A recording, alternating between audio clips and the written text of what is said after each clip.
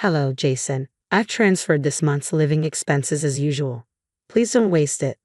I used to call Jason at the end of every month to inform him about the money transfer. Being a boy, I thought he might find it annoying if I contacted him too often. Still, I wanted to hear his voice at least once a month. Thanks for the $10 every month. I've been eating beans every day. Wait, what? I transfer $11,000 every month. What's going on? Both of us were puzzled. My bank book showed that I always transferred $1,000 to Jason's account as usual. So why did he think it was only a tenth of that amount? You can't do anything with just $10. But isn't your company struggling right now? What are you talking about? This year has been our best in terms of performance. If anything, I've been thinking about increasing the amount I send you. Upon hearing this, Jason expressed shock. I wondered who told him my business was in trouble. The blood rushed to my head as I tried to find out who spread such rumors. Jason, don't worry, I'll sort this out. Determined, I hung up the phone and planned to pick up Jason and head straight to the police. I was sure it was his doing. I won't forgive him. My name is Catherine. I'm a 49-year-old single mother. I divorced while I was pregnant, and ever since I've raised my eldest son, Jason, all by myself. Thankfully, my family owns a business where I've been working hard to succeed, ensuring that life has been stable and Jason has never had to experience any hardships. Jason has always been a very sincere child, although sometimes a bit scatterbrained. He consistently performed well academically. When my father fell ill during Jason's elementary school years, it inspired him to pursue medicine, leading to intensive studies and securing a place in a prestigious medical university. I was planning to cover all his college expenses, but thanks to his hard work, he received a tuition waiver, which greatly eased our financial burden. I've always been proud of my son's achievements and diligence. Given the distance from our home to the university, about 2 hours by train, I decided to let him live independently near the campus. He found a spot in a student dormitory that houses students from various universities. While parents aren't allowed inside the dorm, other students help Jason with moving in. It was sad not to see his room, but it was part of his growing up. For the first few days of his independent life, Jason kept in touch regularly. However, after a week, the communications became infrequent, and by the end of the month, I hardly heard from him. 1 week before the summer vacation began, Jason called. He spoke about enjoying his classes, starting a part-time job, and planning to come home during the summer break. I was relieved to hear him sounding so upbeat. He also asked if he could bring a friend home during the break. The boy was from the same student dormitory. During summer vacation, he said he was going to stay at the dorm alone since no one would be at his family home. That's when Jason invited him, suggesting, "Why not come to my house then?" Considering Jason has always been a bit shy around new people, he must have had a special fondness for this boy to invite him over like that. I accepted the proposal immediately. When summer holiday arrived and Jason came home with his friend, I was left speechless. I had assumed he would look as reserved as he is. However, the boy standing at our entrance had blue hair and numerous piercings in both ears. "Hello, are you Jason's mom? You're so beautiful. Bet you're popular, huh?" "Well, perhaps," I replied, ignoring my evident discomfort. Lucas, Jason's friend, entered and promptly sat on the living room sofa. His presumptuous behavior made me want to speak out, but I restrained myself, remembering he was Jason's friend. Throughout his 3-day stay, Lucas consistently gave orders or suggestions to Jason every time. I felt uneasy, yet Jason didn't seem particularly bothered. "Hey Jason, let's hit up an arcade." "There's no arcade nearby, man. That's boring," Lucas replied. I wished he'd leave. If he was so bored, in those 3 days, I grew to truly dislike Lucas because he was always clinging to Jason. I hardly got any time with my son. Our precious mother-son time was being intruded upon, and honestly, I wished Lucas would leave soon. In the end, he didn't just stay for the 3 days, he lingered until Jason returned to school, depriving me of any quality time with my son. After going back to his dormitory, Jason's communications became sporadic. However, he sent me a monthly update and thanks for the allowance, so I believed he was doing alright as he was nearing adulthood. But come fall, unusually, I received a message from Jason in the middle of the month. "Sorry, I've been a bit busy and haven't been able to work part-time. I can't pay my rent. Could you send me a little money? Is it because exams are approaching? But I don't appreciate overspending. I'll send it this time, but be careful from now on, I replied. Upon hearing that, Jason responded in a dejected voice, I'm really sorry. It was an uncharacteristic issue for the normally responsible Jason, and I had a hunch that somehow Lucas might be involved. Hey, is there something troubling you right now? I'm fine, thank you as always. Just don't push yourself too hard. I was concerned by Jason's lack of spirit in his voice but assumed he was just downcast because it was his first time having financial troubles. At the end of the following month, I called Jason. Hello, Jason. I've deposited your living expenses for this month. Don't waste it. Had a routine of calling Jason at the end of every month after making the transfer. Being the young man, I thought calling too often might annoy him, but I still wanted to hear his cheerful voice at least once a month. Thanks for the monthly $10 allowance. I've been eating beans every day. What I've been transferring is $1,000 every month. Wait, what? Both of us were puzzled by each other's words. My bank book clearly showed that I had, as always, transferred $11,000 to Jason's account. Why then did Jason think he was receiving only a tenth of that amount? You can't do much with just $10, but isn't your company going through tough times? What are you talking about? This year has been our best performance-wise. I've actually been thinking of increasing the amount I send you. Upon hearing my words, Jason let out a surprised gasp. Who had told him that my company was in danger? I wanted to find out who was spreading such rumors, and I felt a surge of anger.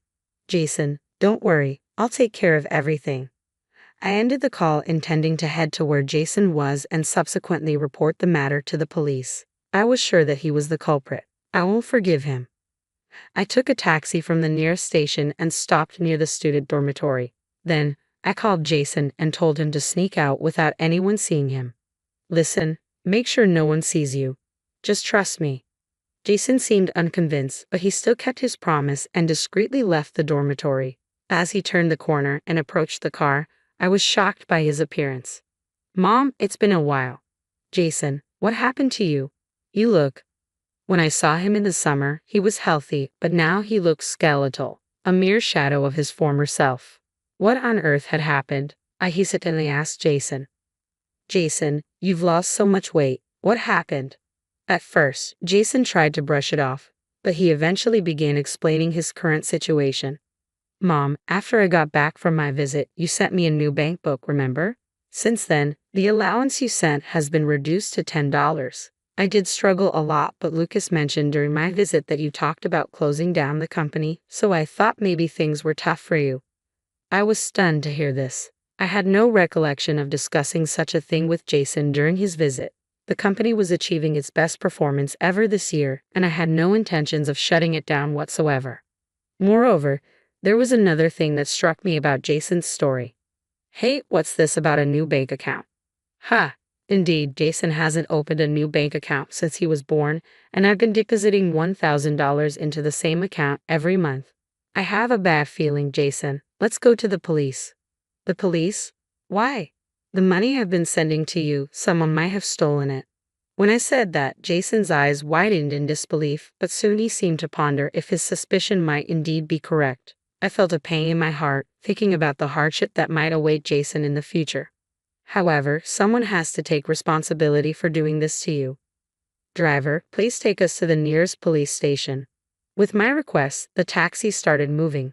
The taxi driver, who overheard our conversation, kindly drove us to the largest police station in the city. Upon arriving at the police station, I supported Jason as we entered.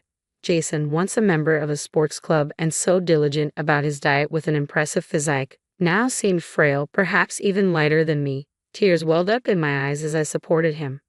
A young male officer at the station listened to both our stories and offered comforting words. You've been strong, gone through tough times, he said, causing Jason to break down crying. Actually, we've had similar complaints from student dormitories in this area recently, the officer continued. About 3 families have come forward with complaints similar to ours, and all of them were pointing to one individual as the culprit. Isn't that individual by any chance someone named Lucas? I asked. The police officer sighed at my words and nodded. Jason was looking down next to me. Perhaps, even though he had suspicions, he wished deep down that it wasn't true. I placed my hand on Jason's back and looked at the officer. Is an investigation underway? The officer pondered for a moment and then guided Jason and me to a separate room. He asked us to submit a report on the damages we faced. I agreed and immediately filled out the report. Once the report was submitted, the person in charge informed us about the current state of the investigation. Lucas played a role similar to a contact person. He befriended the victims, obtained their bank account details and pins, and then withdrew their money.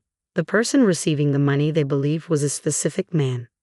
Looking at the provided photo, I jumped up in surprise. I know this man. The police were equally shocked, their eyes wide as they looked at me. I took a deep breath, my heart racing, and began to explain about the man in the photo. This is Liam, right? He's my ex-husband and Jason's father. Wait, my dad? Jason's voice was filled with disbelief. The man in the photo was indeed Liam, my ex-husband. The reasons for our divorce involved financial issues and affairs with other women. After the divorce, I lost contact with him and never received any child support. However, I believed it was better for Jason not to have any bad influence from him, so I never tried to track Liam's whereabouts after that. But I never imagined he would be involved in something that would lead to police intervention. I felt the blood drain from my face.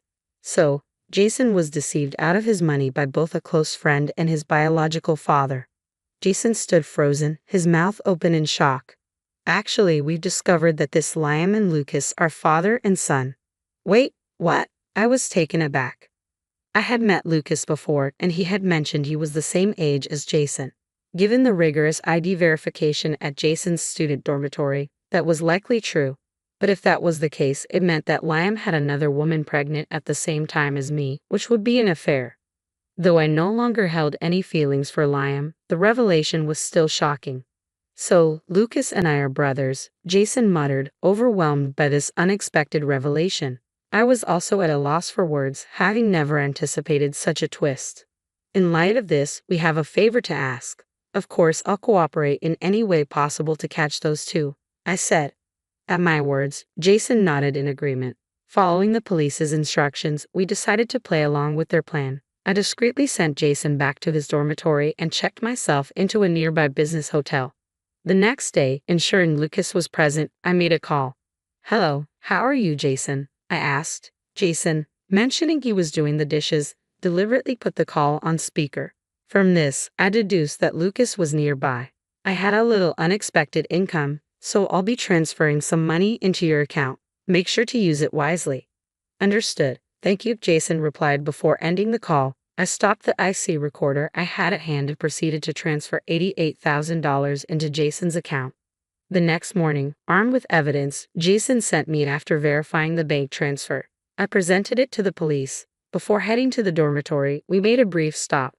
Once we arrived, we explained the situation to the dormitory's manager, who immediately led us to Lucas's room. Upon ringing the bell, we heard hurried footsteps approaching from inside. Yeah, who is it? Lucas asked, swinging the door open, only to freeze in his tracks, utterly shocked. In a place where outsiders were strictly prohibited, seeing me and the police officers must have been the last thing he expected. With a composed smile, I greeted the flustered Lucas. Hello, Lucas. It's been a while. I'm Jason's mother. Why would Jason's mother want to see me, and why are the police here? Lucas glanced over at Jason, standing beside me, and seemed to realize the nature of our visit. We have a warrant, so we're going to conduct a search now. I have to leave now, so could we reschedule this for another time? Lucas attempted to close the door forcefully. Without missing a beat after hearing the officer's statement, Lucas tried to close the door forcefully. However, the police officers were prepared for this. 2 officers forcefully opened the door, initiating the search. Almost immediately after they began, voices echoed from various corners. Lucas visibly slumped, realizing the gravity of the situation. Jason and I entered the room, leaving a deflated Lucas behind. There were multiple bank books and cards laid out on the table, all under different names.